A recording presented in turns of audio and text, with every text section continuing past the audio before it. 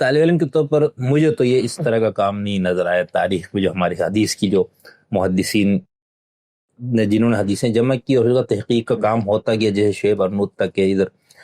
تو کیا آپ کو اس سے ملتا جلتا یہی والا کام آپ کو کہیں ملا، آپ نے کہا یار یہ اتنا اچھا نہیں ہوتا، یا میرا مشاہدہ بھی ٹھیک ہے کہ اس نوعیت کا کام نہیں ہوا؟ دیکھیں، اس کام میں دو منفرد چیزیں ہیں، اس کو پہلے سمجھنا چاہیے. پہلی منفرد چیز یہ ہے کہ یہ کام محض حدیث پر کام نہیں ہے. یہ کام فکر فراہی نے قرآن مجید سے جو دینی تعبیر مرتب کی ہے اس کی روشنی میں حدیث کی توضیح ہے. تو چونکہ فکر فراہی کے جو یہ حاصلات ہیں خود پہلی دفعہ سامنے آئے ہیں.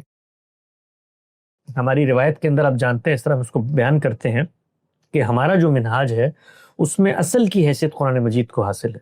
قرآن مجید کسی بھی صورت کمپرومائز نہیں ہو سکتا، اور رسالت مآب صلی اللہ علیہ وسلم کی ذات والا صفات دین کا ماخذ ہے. اور پھر قرآن کو سمجھنے کے اصول مرتب ہوئے ہیں اس ڈسکورس میں گزشتہ 1.5 صدی کے اندر، اور اس کی روشنی میں قرآن مجید سے دین کے ایک 4 کارنرز بنے ہیں، ایک شاکلہ بنا ہے، ایک فریم ورک بنا ہے. تو اس فریم ورک میں کچھ چیزیں اپنی جگہ پر بیٹھ گئی ہیں. اس میں قرآن کی حیثیت کیا ہے، حلت و حرمت کی بنیادیں کیا ہیں، تصور فطرت کیا ہے، دین کے اندر کس طریقے سے احکام دیے جاتے ہیں، یہ سب چیزیں، اور پھر ان سے کچھ ناگزیر لازمی نتیجے مرتب ہوئے ہیں. قرآن مجید کی یہ حیثیت ہے تو پھر قرآن قطعی الدلالہ ہے، اسی طریقے سے قرآن کا ایک متعین متن ہے، اسی طریقے سے قرآن کی روشنی میں چیزوں کو پرکھا دیکھا جائے گا. تو ان چیزوں کا پہلی دفعہ صدور ہی فکر فراہی کی روشنی میں ہوا ہے ان اصولی پرسپیکٹو میں. ٹھیک ہے. تو اس پس منظر میں جب حدیث پر کام ہوگا تو وہ منفرد کام ہوگا، وہ نیا کام ہوگا، وہ ہو نہیں سکتا کہ پہلے وہ ہوا ہو.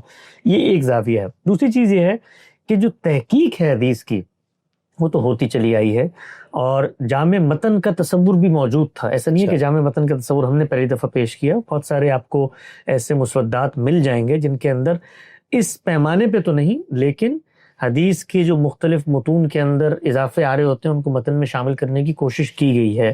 کچھ خود ہمارے کام کے وقت بھی ہمارے سامنے تھے، اس کے کچھ حوالے یہاں پر موجود بھی ہیں. لیکن اس طریقے سے موضوع کا انتخاب اور اس زاویے سے جامع متن کو لے کر آنا کہ وہ فہم حدیث میں معاون ہو، نہ کہ محض متن حدیث کے اختلافات کو نمایاں کر رہا ہو. یہ ایک فرق ہے. یعنی ہمارے ہاں وہ حدیث ایک جامعیت سے بات بیان کر رہی ہوگی، ہم اس کے اندر اضافے لا کے یہ نہیں بتا رہے ہوں گے کہ اس کے اوپر مختلف لوگوں نے یہ کام کیا ہے. تو اس زاویے سے بھی یہ ایک نمایاں کام ہے، منفرد کام ہے. اور اس بڑے پیمانے پر جس پہ آپ جتنے اختلافی موضوعات ہیں، جتنی پرابلمٹک چیزیں ہیں، ان میں آپ روایات کو لے کر آتے ہیں. اس میں مثال آپ ذہن میں آتی رہیں گی اس وقت، کچھ حافظے میں چیزیں ہیں. مثال طور پہ آپ دیکھیں نا، اب یہ روایت آپ روز پڑھتے ہیں، من تشبہ بقوم فہو منہم، یا من لم یتغن بالقرآن لیس منا، اس طرح کی چیزیں آپ پڑھتے ہیں، یا امرت ان اقاتل. اب ان کو اگر آپ اس زاویے سے اس پرسپیکٹو میں رکھتے ہیں تو زمین و آسمان تبدیل ہو جاتا ہے. مثلا آپ کی دیکھیے، یہ روایت ہماری اس کتاب میں بھی زیر بحث آئی ہے، لیکن کس عنوان کے تحت زیر بحث آئی ہے؟ اتمام حجت اور عذاب کے تحت. اب آدمی حیران ہوگا کہ یہ روایتیں ہم روز پڑھتے ہیں، روز سنتے ہیں. بھائی من تشبہ بقوم فہو منہم، ہمیں تو بتایا جاتا تھا، آپ کو خود آپ دینی زندگی آپ نے مدرسوں میں گزاری ہے، کہ بھئی کفار کی مشابہت کے انکار میں کہا ہے. اسکالر کوئی کچھ مدرسہ میرے کو کہتے تھے، یہ ہمارے ان کو کاٹ دیتے تھے جو ہوتے تھے کفلنگز والے، کہ بھئی من تشبہ بقوم فہو منہم. تو اب ان کو اگر آپ ان کے اندر اتر کے دیکھیں تو بالکل مختلف بات ہے. مثلا اگر یہ روایت ہے، مجھے یاد پڑتا ہے اس کا متن تھا پورا، کہ جعل اللہ رزق تحت ظل رمحہ وجعل الصغار علی من خالف امری من تشبہ بقوم فہو منہم وحشر معہم. رسول اللہ نے فرمایا کہ میرا رزق تلواروں کے سائے میں رکھ دیا گیا ہے. یعنی اب مجھے خدا نے بھیج دیا ہے، میں آؤں گا تو میرے ساتھ عذاب آئے گا. اور جعل الصغار علی من خالف امری، ذلت اور رسوائی ہر اس شخص کے لیے جو میری مخالفت. من تشبہ بقوم فہو منہم وحشر معہم. اب وقت آ چکا ہے کہ اس پارٹی میں شامل ہوتے ہو یا وہاں جاتے ہو، کیونکہ جو جن کے ساتھ ہوگا انہی کے ساتھ ان کا حشر ہوگا، دنیا سے ان کا خاتمہ ہو جائے گا. یہ روایت اس پس منظر میں ہے. تو یہ اتمام حجت کے پس منظر کی روایت تھی. ہمارے ہاں یہ کتابوں میں نقل ہوتی ہے، اس کا جو پورا متن ہے اس کو کاٹ دیا جاتا ہے. اور چونکہ جو ہمارے ہاں حدیث کی ابواب بندی ہوئی وہ منطقی ترتیب پہ ہوئی، وہ دین کے اس پورے کینوس کو سامنے رکھ کے ابواب بندی نہیں کی ہے. وہ جو آپ کی روزمرہ زندگی سے اس کے متعلقات ہیں، اس پس منظر میں اس کی ابواب بندی ہوئی. یہ مشہور روایت ہے کہ جو آپ نے ٹخنوں سے شلوار نیچے کی تو یہ ففی النار جو ہے، اب اس کی آپ ابواب بندی کریں، اس کو اصل میں دیکھیں تو وہاں زیر بحثی تکبر ہے.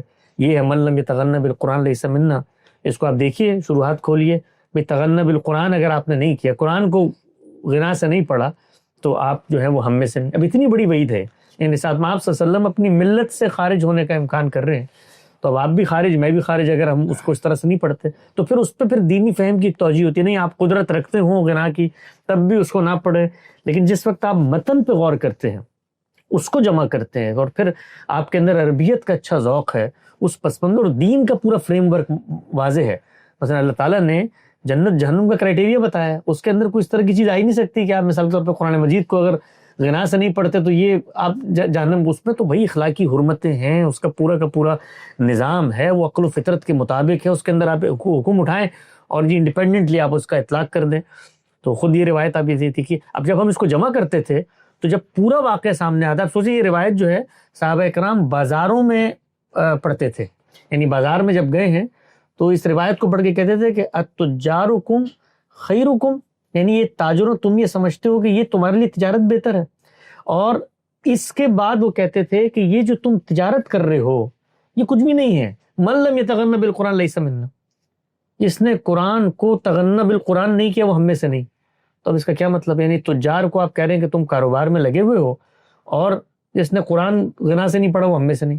تو پھر جب آپ اس کو اس کے پس منظر میں رکھ کے دیکھتے ہیں، اس کی زبان پر غور کرتے ہیں، تو یہ تغنّ بالکل اسی مفہوم میں جو قرآن مجید میں ہے، فوجدک عائلا فاغنا. اور رسالت صلی اللہ علیہ وسلم نے فرمایا کہ قرآن جیسی نعمت تمہیں ملے اور تم یہ ملنے کے بعد اس سے غنی نہ ہو تو پھر تم ہم میں سے نہیں ہو. تو پھر انہوں نے فرمایا تجارت کسبت، یعنی کیا تم تجارت میں کماتے ہو؟ بھائی قرآن اصل چیز ہے، سرمایہ. یہ ملنے کے بعد اگر تم تجارت سے غنی ہو گئے ہو، قرآن سے غنی ہونا تھا، یہ آنا تھا، تو اس کے بعد تم نے اس کو سینوں میں بسانا تھا. تو اس پس منظر میں ہزاروں روایات ہیں جو یہاں پر زیر بحث آئی ہیں. تصویر کے متعلق روایات ہیں، اس طرح کتا پالنے کے متعلق روایات ہیں، عذاب قبر سے متعلق روایات ہیں، پھر جنت جہنم کے اعمال سے متعلق روایات ہیں، پھر قیامت کی نشانیاں یہاں پہ زیر بحث. تو جتنے پرابلمٹک موضوعات تھے ان کو لے کر بتانے کی ہم نے کوشش کی ہے کہ روایات کو قرآن کی روشنی میں پرکھا جائے گا. روایات پر غور و فکر کے اصول کیا ہیں، وہ ہم سب نے اپنی کتاب میزان میں لکھے تھے، ان اصولوں کا ہم نے اطلاق کر کے اس مجموعے کو مرتب کیا. اور سوالات سے، لیکن یہاں پہ ایک ذکر ضمن آیا ایک کتے والی، جی اس کو ذرا حل کرنا. اس دن ہمارے ایک اسٹوڈنٹ نے کہا سر وہ کسی نے کتا رکھنا تو ان کی دادی نہیں مان رہی، تو میں آپ کی بات پر آتا ہوں، ان کو آپ مطمئن کریں کہ رکھنا کوئی حرج نہیں. تو میں نے کہا میں تو اس پوزیشن میں نہیں ہوں، میں آپ کو راستہ بتا سکتا ہوں کہ کہاں سے آپ کہ جس میں آپ کتا رکھ سکتے ہو. تو میں نے کہا غامدی صاحب کی فکر پہ رجوع کریں. تو یہ ان حدیثوں پہ تو بہت زیادہ وہ ہے. جی ان روایتوں پہ بھی ہم نے کام کیا ہے، لوگ اس کو تفصیلی طور پہ وہاں دیکھ سکتے ہیں. میں ایک خلاصہ سے آپ کو بتا دیتا ہوں کہ وہ جو روایتیں ہیں ان کو ان کے سیاق و سباق سے بالکل کاٹ دیا گیا ہے. اور ساتھ محمد صلی اللہ علیہ وسلم کی نسبت سے جو چیزیں آتی ہیں جس میں کتوں کو جس طریقے سے وہاں سے نکال دینا ہے اور کہنا ہے کہ کتے جہاں پر وہاں فرشتے نہیں آتے، اس طرح وہ ہم نے وہ روایتیں اصل روایتیں دریافت کی ہیں، ان روایتوں کو لکھا ہے وہاں پہ، اور خود رسالت محمد صلی اللہ علیہ وسلم کی زبانی وہ چیزیں بالکل دو چار کی طرح واضح ہو گئی ہیں. یعنی آپ صلی اللہ علیہ وسلم جو ہے وہ ہمیشہ وحی کے لیے منتظر رہتے تھے. بہت دن گزر گئے اور جبریل نہیں آئے، تو اس کے بعد جب جبریل آئے تو ان کا آپ سے مکالمہ ہے، اور اس مکالمے میں یہ ہے کہ جب پوچھا گیا کہ بھائی آپ نہیں آ رہے تھے، تو انہوں نے بتایا کہ جب میں آیا تو یہاں پر ایک کتا بیٹھا ہوا تھا نیچے، اور فرشتوں کو جو ذوق ہے وہ اس سے ہم آہنگ نہیں ہے کہ کتے بیٹھے ہوئے ہوں بھونک رہے ہیں اور اس موقع کے اوپر وہ پیغمبر پر وحی کا اجرا شروع کر دیں. تو اس پس منظر میں رسالت محمد صلی اللہ علیہ وسلم نے کتوں کو اپنے آپ سے دور کیا اس موقع پر کہ جو وحی کا سلسلہ ہے اس کے اندر کوئی انقطاع نہیں ہونا چاہیے. پھر بعض موقعوں پہ ایسا بھی ہوا کہ جس وقت وہ جبریل آئے تھے تو جیسے ہمیں ابا ہوتا ہے نا، ہم کسی گھر میں داخل ہوں اور وہاں پر کتے نے کوئی، یا کتا کیا بچے نے کوئی مثال کے طور پہ غلاظت کی بھی ہو، تو طبیعت کو ابا ہوتا ہے، آپ فوراً سے مڑ جاتے ہیں. تو وہاں پر بھی یہی معاملہ تھا. چنانچہ روایت کے اندر آتا ہے کہ رسول اللہ صلی اللہ علیہ وسلم نے ان کو کہا اپنی اہلیہ کو کہ اس کے اوپر پانی پھینکو اور اس کو صاف کرو یہاں سے، کیونکہ جبرائیل اس وجہ سے نہیں آ رہے. تو وہ کتوں کی موجودگی میں بالعموم فرشتے کہیں نہیں آتے، اس سرے سے وہاں پر زیر بحث ہی نہیں ہے. یعنی کتے نے وہاں پر کوئی اس طرح کا معاملہ کر دیا تھا جس سے ایک فرشتے کی طبیعت کو ابا ہوا، اور اس سے انہوں نے آنے سے اعتراض کیا، اور اس سے پیغمبر صلی اللہ علیہ وسلم کے ہاں ایک جذبہ پیدا ہوا، کیونکہ یہ اتنی قیمتی چیز تھی اور ایک جانور کے اس طرح کی حرکت کی وجہ سے وہ جاری ہے. تو ہم نے ان تمام روایات کو وہاں پر جمع کیا ہے ذخیرہ حدیث سے، اور اس میں بتایا ہے کہ خود قرآن مجید اس معاملے کو کیسے دیکھتا ہے. اس نے بتایا ہے سورہ کہف کے اندر کہ وہاں پر کتا وہاں پر ان کے ساتھ موجود تھا, کتے کے جی ہاں وسیع. تو پھر بتایا کہ کتے کا شکار آپ کے لیے جائز کر دیا. پھر یہ بتایا قرآن نے کہ یہ جو علم ہے کتے کے پاس یہ ہم نے اس کو سکھایا ہے. تو اس تمام چیزوں کی روشنی میں اس پورے ذخیرے کو ہم نے حل کیا. اور پھر ایک روایت آتی ہے جس سے بالعموم ہمارے یہاں استدلال کیا جاتا ہے کہ کتا اگر آپ نے گھر میں رکھا تو آپ کی نیکیاں روزانہ وہ کم ہو جائیں گی, وہ تو احد پہاڑ کے برابر. تو وہ اگر اس کو دیکھیں اس روایت کو بھی, تو وہ روایت بھی اس سے بالکل ڈفرینٹ کانٹیکسٹ کے اندر ہے. اختناق کا لفظ ہے وہاں پہ, من اقتنع قلب, یعنی بالکل ایسے ہی سے حب سے بیجا میں رکھتے ہیں. آپ جانوروں کو پکڑ کے مبہوس کر لیتے ہیں, یعنی آپ نے گھر پہ ایک پنجرا رکھا اور اس کے اندر جانور باندھ دیا, اب وہ بالکل محبوس ہو کے وہاں پہ بیٹھا ہوا ہے, جیسے آپ کسی کو کیپچر کر لیتے ہیں. تو پیغمبر صلی اللہ علیہ وسلم نے فرمایا کہ بھئی انسان تو انسان, آپ انسان کی جان کو حرمت حاصل ہے, ابرو کو حرمت حاصل ہے, اس کو اس طرح مقبوض نہیں کر سکتے. انسان تو انسان, جانوروں کے ساتھ بھی معاملہ نہیں کر سکتے کہ بلا ضرورت آپ جانوروں کو گھروں کے اندر پنجروں میں بند کر کے اس طریقے سے رکھیں. اور جس نے یہ کام کیا تو اس کی پھر اتنے خیرات نیکیاں جو ہیں وہ روز کم ہوتی چلی جائیں گی. تو اس پس منظر کی روایات ہیں, باقی تفصیلی طور پہ کتاب نہیں, وہ ابھی موقع نہیں ہوا سے اس پہ آپ سے ایک تفصیل سے بات کروں گا, کیونکہ مجھے تو آپ کی گفتگو سے کچھ اور مسائل پیدا ہو گئے. آپ کے مسائل ختم ہو جائیں گے تو ہو نہیں سکتا. بہت اچھا. ایک اور چیز بتایا نا آپ, جیسے ایک تو آپ نے مقطع فراہی کے اصول اور اس کے تناظر میں سب یہ تو بالکل منفرد ہو گیا, لیکن اس سے ہٹ کے بھی اس طرح سے تو کوئی کام نہیں ہے نا کہ بالکل کسی محقق نے, یعنی ابھی میں 3-4 ابھی جو عہد حاضر میں اس کا میں الگ سے ذکر کروں گا. اس سے پہلے ہم بات کریں, یعنی آج سے 100 سال سے پیچھے کی بات کریں, تو وہاں پر کوئی ایسی مثال کہاں ہے کہ جس کے اندر کسی آدمی نے, کسی محقق نے, حدیث پہ کام کرنے والے نے کوئی اس طرح کا کام کیا نا کہ ایک حدیث جو مختلف طرق سے موجود ہے اور ایک متن بنانے کی کوشش کی. یہ نہیں ہوا, اس طریقے سے نہیں ہوا, اس طریقے سے نہیں ہوا. کچھ کتابیں مجھے قدیم عہد میں ملی جن کے اندر متون کے اختلافات جو ہیں ان کو نیچے تو لوگ ذکر کرتے ہی ہیں, بعض جگہوں پہ متون میں رکھنے کی بھی کوشش کی گئی. عالم عرب کے اندر ایک بڑا مجموعہ ہے حدیث کا, نام میرے ذہن میں بھی نہیں آ رہا, میں آپ کو بتا دوں گا, اس کے اندر ملی. لیکن یہ جو ترتیب ہم نے کریٹ کی ہے یہ ترتیب پہلے سامنے آئی. یہ تو آپ کو ہر جگہ ملے گی. ابن حجر کی آپ کتاب اٹھا لیں تو اس کے اندر بھی وہ روایت آتی ہے, اس کے 10,000 اختلافات نیچے آ جاتے ہیں.